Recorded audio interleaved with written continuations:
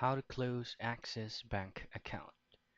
Now, first of all, before closing an account, you'll have to evaluate financial needs, redeem rewards and benefits before you can go ahead and send a form from Access Bank customer support to request an account closure. Now, secondly, is you have to make sure that if you are in an automated payment from Access, then you just have to or you need to cancel all of them. The other thing is you just also have to check if you have remaining balance from your Access Bank account. By there, you just have to transfer all of them to a different bank or just to withdraw all the remaining balance.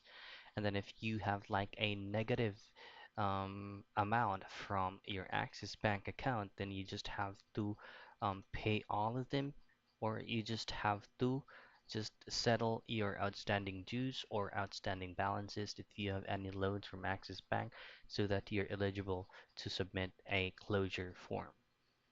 Now, for you to be able to fill out the form, you just need to head over to the Access Bank customer support because they are going to be the ones that is going to be handing you out the form.